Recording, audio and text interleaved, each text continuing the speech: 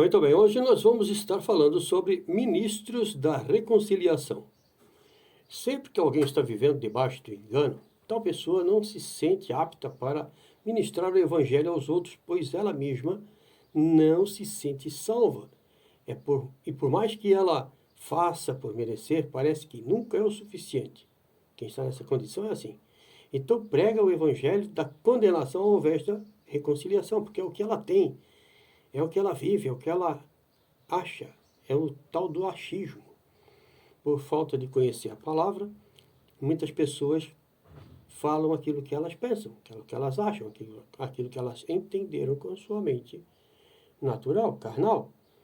Não tem uma revelação do Espírito. E por isso que nós precisamos entender o que aconteceu conosco quando nós cremos em Jesus Cristo.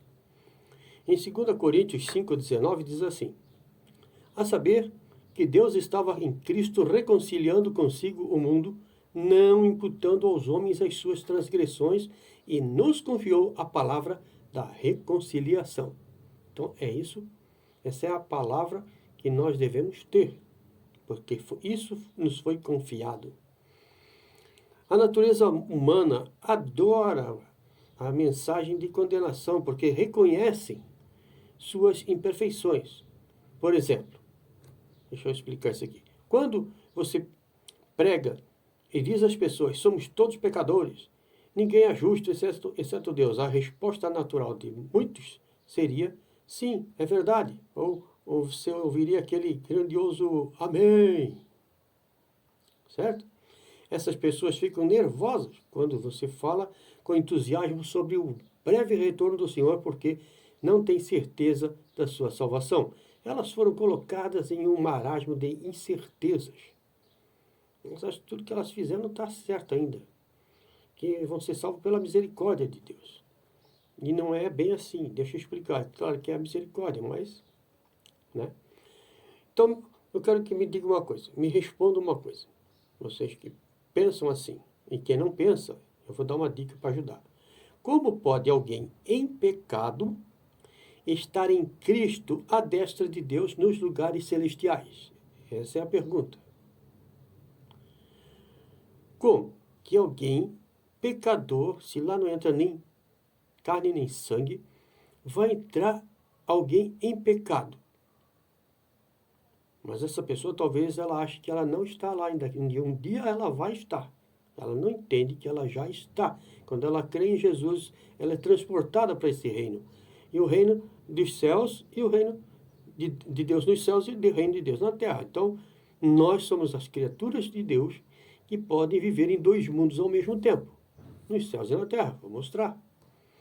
O Efésios 1:20 diz, esse poder ele exerceu em Cristo, ressuscitando-o dos mortos e fazendo-o assentar-se à sua direita nas regiões celestiais. Deus exerceu esse poder em Cristo, ressuscitando-o dos mortos, fazendo-o assentar-se à sua direita nas regiões celestiais. Então, Jesus já está lá, certo?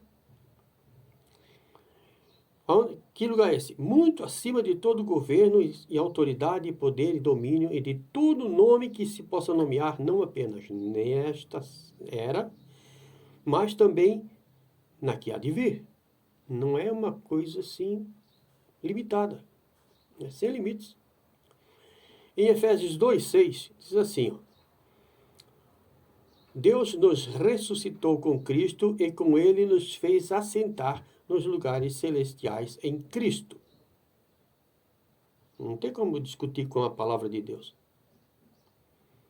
Certo? Vou repetir. Deus nos ressuscitou com Cristo. Então, assim, quando Cristo ressuscitou, nós ressuscitamos com ele, porque nós estávamos nele. Nós fomos para a cruz com ele. Já fomos para a cruz, tá? Com ele. Morremos. Fomos crucificados com ele. Morremos com ele, fomos sepultados com ele e ressuscitados com ele. Quando ele ressuscitou, nós ressuscitamos juntos. Presta atenção. Mas leia a apresentação de Paulo no versículo de abertura. Ela diz, a saber que Deus estava em Cristo, Você, quando vê a palavra, você vai ver que de vez em quando ele fala que o Pai que está em mim, né? Falava que ele estava no Pai e o Pai estava nele. Então, que estava em Cristo reconciliando consigo o mundo, não imputando aos homens as suas transgressões. Ele nos confiou a palavra da reconciliação. Em 2 Coríntios 5,19 que está essa passagem bíblica. Observe que Deus nos confiou o ministério da reconciliação e não o ministério da condenação. Esse ministério testifica que Deus estava em Cristo em sua obra redentora, não contando os pecados dos homens contra eles, mas colocando todos os pecados sobre Jesus. Jesus carregou os pecados do mundo inteiro. Quando ele morreu, todos morreram nele. Estávamos nele, morremos nele. Interessante isso, né? Então ele pegou a penalidade total de todo o pecado de todo mundo e levou. Certo? Então, quando eu ouço alguém dizer que temos que ir para a cruz todos os dias, eu fico pensando, esta pessoa ainda não sabe o que Jesus fez por ela ou ainda não se converteu. A cruz é um lugar de morte e se ainda precisa ir para lá, é porque ainda não morreu. Está entendendo? A carne ainda está no comando. Por isso está sempre se sentindo culpado, acusado, acredita estar debaixo de condenação. Entendeu? Em Colossenses 3,3 diz assim, ó, pois vocês morreram e agora a sua vida está escondida com Cristo em Deus. Pensa, nós morremos, agora estamos escondidos em Cristo, em Deus. Certo? É como pegar uma coisa, escondeu em Cristo e agora guardado em Deus. Pronto. Quem poderá nos tirar de lá? Ninguém. Nem a morte, nem a vida, nem anjos, nem principados, nem poderes, nada pode nos separar do amor de Deus, do amor de Cristo que está em nós, assim como nós estamos nele. Entendeu? Então veja só. Portanto, na mente da justiça, todos nós morremos. E também ressuscitamos, é claro. Agora, que justiça é essa? Então, essa é a razão pela qual Deus não está contando os pecados dos homens contra eles. Romanos 8,1 diz assim, ó, agora, portanto, agora já não há condenação para os que estão em Cristo Jesus, porque por meio de Cristo Jesus, a lei do Espírito de vida me libertou da lei do pecado e da morte. O salário do pecado é a morte, certo? O homem precisava morrer. Morreu em pecado, vai para onde? Para o inferno. Foi isso que Jesus fez. Desceu até o inferno e no terceiro dia ressuscitou. Certo? E nós ressuscitamos com ele. Então nós também fomos. Só que o velho homem ficou lá. Saiu um novo homem. Por isso que eu digo, né? Eu dou uma risadinha até. Porque Jesus pisou a cabeça da serpente, tirou as chaves da morte e do inferno da mão dele e deu para a igreja. Então, hoje, quando o diabo vê a gente, ele sabe, ele conhece a nossa sola do pé, porque nós pisamos junto com Cristo nele. A igreja toda pisou. Na cara dele tem a digital do nosso pé e o pé de Jesus. Certo? Nós temos que encarar isso de uma realidade. Ele despojou os principados e potestades na cruz. Quando ele fez isso publicamente, aconteceu uma coisa muito interessante que nós já vamos ver, tá? Muito, muito, muito, muito. Então, porque aquilo que a lei fora incapaz de fazer, por estar enfraquecida pela carne, Deus o fez enviando seu próprio Filho à semelhança de pecador, como oferta pelo pecado. Então, os pecadores morreram todos ali junto com ele. Certo? E assim condenou o pecado na carne. Então, aqui uma coisa bem interessante. Porque ele condenou o pecado na carne? Nos fazendo justiça de Deus, né? Onde é que diz isso aqui?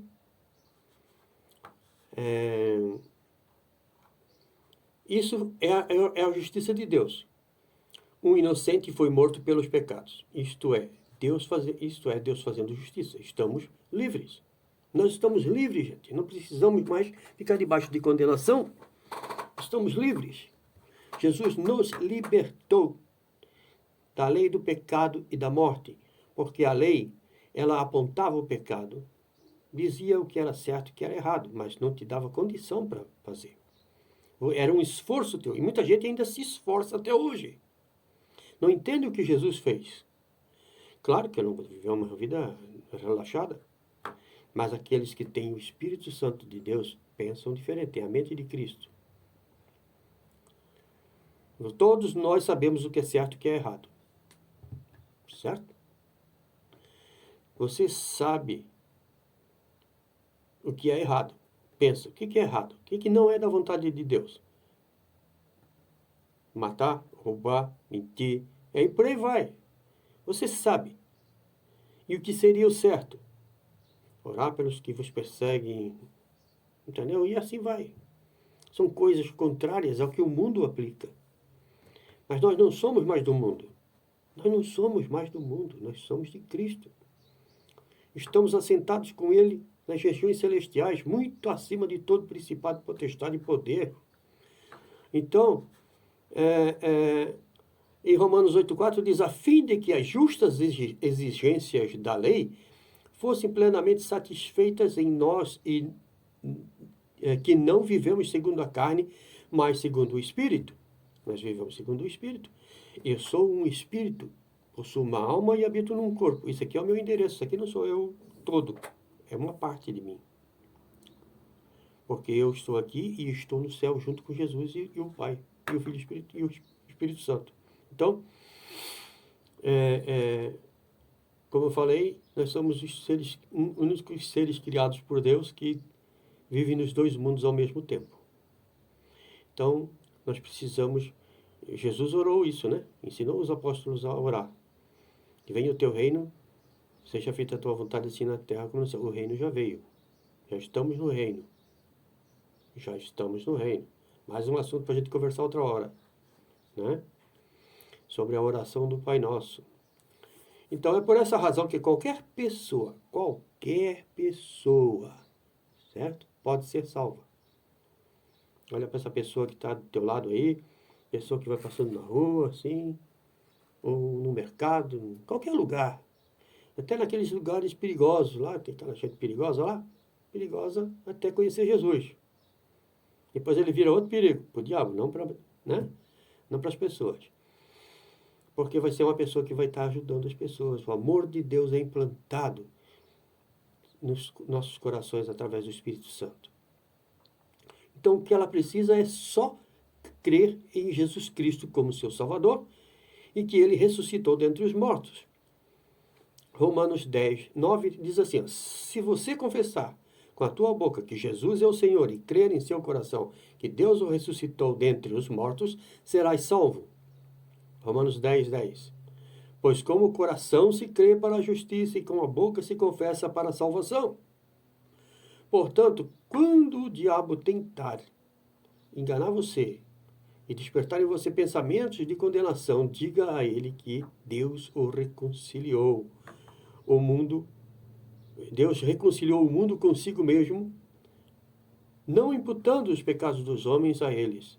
E todo aquele que crê não é mais condenado, mas feito justiça de Deus em Cristo. Aquele que conheceu o pecado, né, em 2 Coríntios 5, 21 diz assim, aquele que não conheceu o pecado, ele o fez pecado por nós, para que nele fôssemos feitos justiça de Deus. Essa é a justiça. Ele convence do pecado, juízo e justiça? Então, justiça é essa que Jesus fez por nós. Essa é a justiça de Deus. Você é a justiça de Deus. Diga, eu sou justiça de Deus. Ah, pastor, mas eu não mereço. Você não merece, não merecia nada, não merecia nem ser salvo, quanto mais ser chamado de justiça de Deus. Entendeu? Essa é a mensagem que ele quer que contemos a todos. A justiça foi disponibilizada em Cristo Jesus, porque ele, Deus, né? Então ele mesmo, Deus, pagou pelos pecados dos homens em Cristo Jesus. É isso que lemos em nosso versículo de abertura, a saber que Deus estava em Cristo. Lembra que a gente falou sobre isso? Reconciliando consigo o mundo, não imputando aos homens as suas transgressões, e nos confiou a palavra da reconciliação. Não sou salvo por aquilo que eu mesmo possa fazer, mas pelo que ele já fez por mim. E essa palavra salvo, que muitas pessoas não entendem o que ela significa, porque lê isso na Bíblia assim, salvo. Mas não sabe o que o original quer dizer. Salvo está escrito em grego sozo. Não está escrito em português. E quem colocou isso lá,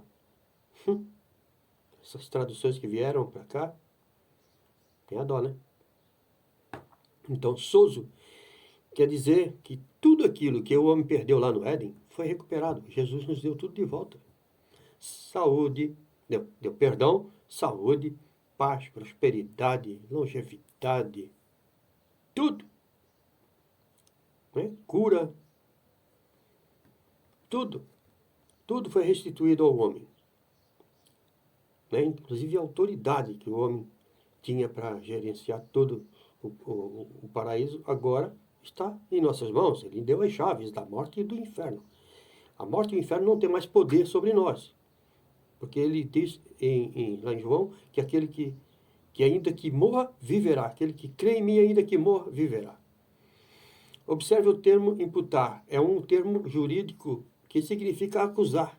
Deus não está imputando, ou seja, acusando as pessoas das suas transgressões.